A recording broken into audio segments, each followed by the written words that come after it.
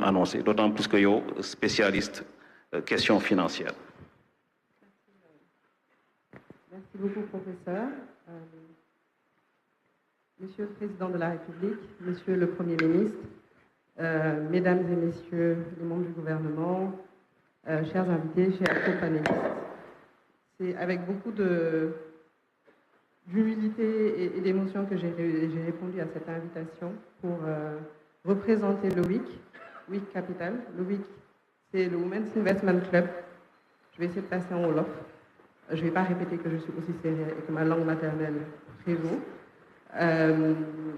WIC Capital dafa nekk fonds d'investissement boo xamante ne bi ñu sàncee 2019 bi ñu taxoon jóg mooy apporter ay solutions lu leer nañ pour femmes entrepreneurs yi PME yi nga xamante ne ay jigéen ñoo ko sànc ñoo ko moom ñoo koy diriger te li ñu taxoon jóg ñun waa WIC dafa nekkoon dëggantaan apporter suñu contribution ci développement Afrique développement Sénégal en nous appuyant sur une cible stratégique, mais cible famille.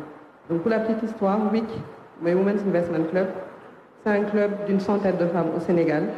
Elles sont issues du secteur privé, du secteur public également, des institutions internationales. Des femmes avec à peu près une vingtaine d'années d'expérience professionnelle qui ont vraiment pris à bras-le-corps la problématique de l'accès au financement.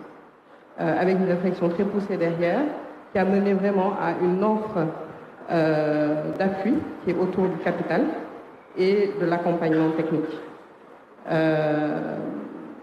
L'accompagnement technique, on parle de financement, dafa am solo trop parce que tey mun naa wax ne par rapport li ma déglu yëpp tey ak li ñu gis ci présentation bi xaalis du problème effectivement financement du problème.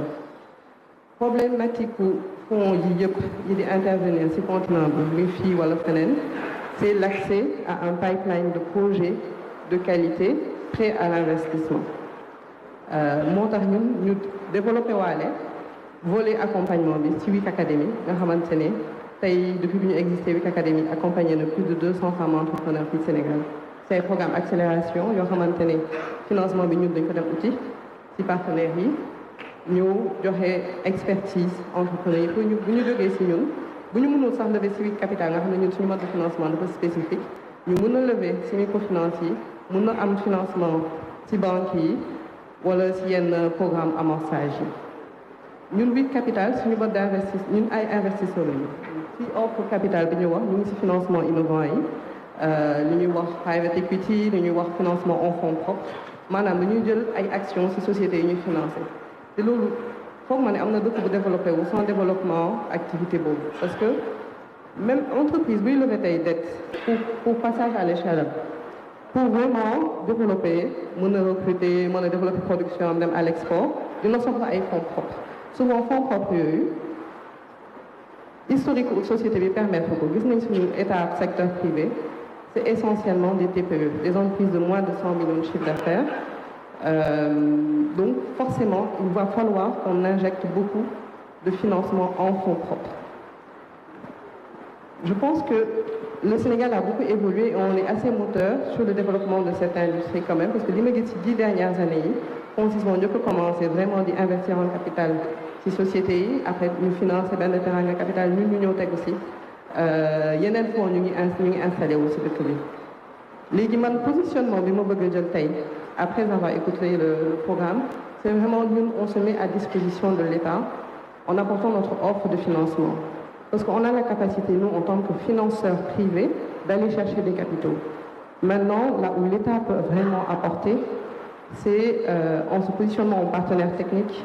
Parce que tu as un entrepreneur au Sénégal, vous devez sur l'appui, réflexion, à des PM, des bureaux de mise à niveau. Et là, nous comprenons comment nous développer partenariat avec acteurs et avec agences. C'est notre premier fonds qui est lancé, derrière, on a notre partenaire de cofinancement. Et d'ailleurs, pour la petite histoire, pour revenir vraiment sur ce fonds 1, premier fonds, nous lever. Nous sommes épargnés, nous avons plus de 1 milliard, nous avons 650 millions, nous avons aussi fonds 1. 650 millions, nous avons aussi 3 milliards, nous avons financé pour 10 entreprises, 10 PME. Donc c'est une intervention ciblée, ce n'est pas du massif. Mais il faut se dire que 10 PME, là, nous avons créé emploi. Financement de moins de 300 millions, il y a au moins 25 emplois créés, des emplois formels, des emplois de qualité, avec des salaires bien au-dessus du SMIC sénégalais. Donc on est vraiment dans cette démarche d'impact également. On cherche des entreprises qui impactent leur chaîne de valeur, donc qui vont créer de l'emploi direct certes, mais beaucoup d'emplois sur la chaîne de valeur. Des femmes entrepreneurs qui aujourd'hui, soit elles sont dans la mode, soit elles sont dans la transformation agroalimentaire, mais elles vont se sourcer chez des artisans locaux, elles vont se sourcer au niveau de GIE en milieu rural, etc., etc. Donc pour revenir sur, encore une fois, finalement l'attente que nous, acteurs du financement privé, on aurait de l'État, c'est vraiment un État partenaire qui facilite, qui joue son rôle de régulateur, qui se positionne sur des entreprises et des projets encore peu matures pour le secteur privé ou encore trop risqués. Je vais donner l'exemple de Sentan, une entreprise effectivement à restructurer. Peut-être que nous, acteurs privés, on n'a pas cette latitude, on n'a pas cette capacité, mais l'État peut parfaitement le faire pour que nous, derrière, on puisse se positionner et apporter le ticket qu'il faut. Pareil pour une dame comme Korkadia, qui est une emblème de l'entrepreneuriat féminin, mais qu'on connaît, moi je la connais depuis que je suis toute petite. Et aujourd'hui, pourquoi une Korkadia n'est pas devenue à la tête d'une multinationale industrielle de transformation de riz? Comment on accompagne ces entrepreneurs-là à arriver à un niveau de bancabilité et d'attractivité et de compétitivité pour le secteur financier international? Parce que l'argent est là encore une fois. Le Sénégal attire des financements parce qu'on est en zone francophone, UEMOA, monnaie unique. Et en fait, ce qu'il faut savoir, c'est que tous les fonds qui investissent dans nos fonds se brûlent aussi sur des marchés comme le Nigeria, le Ghana, où la monnaie fluctue. Nous, on a cet avantage de pouvoir capter ces capitaux en tant qu'acteur privé, mais on a besoin aussi de ce cadre des affaires, de cet environnement des affaires, qui permettent non seulement aux PME de grandir, mais qui nous permettent, nous aussi, de faire notre apport en capital avec la rentabilité qu'il faut derrière. C'est une question de compétitivité. Et d'ailleurs, je me réjouis que je pense qu'on a mis l'accent dessus, renforcer l'environnement des affaires. Un autre point, enfin 2 points importants et qui ont été notés dans la présentation, c'est comment on accompagne ces TPE vers la formalisation. Donc un cadre fiscal adapté. Aujourd'hui, si on investit dans une TPE et qu'on la force dès le début à formaliser tous ses emplois, à payer tous ses impôts et à être carré, en fait, toute sa croissance est absorbée par cette fiscalité. Aujourd'hui, c'est absolument nécessaire de le faire et je serais curieuse de voir concrètement comment cela sera mis en œuvre. C'est une question que je pose aux membres du gouvernement. Donc, code du travail, cadre fiscal. Autre attente qu'on aurait, nous, acteurs du financement privé qui sommes en train d'émerger sur le continent et dans nos pays respectifs, c'est il faut que l'État, il faut qu'on devienne souverain, ça a été dit dès le début.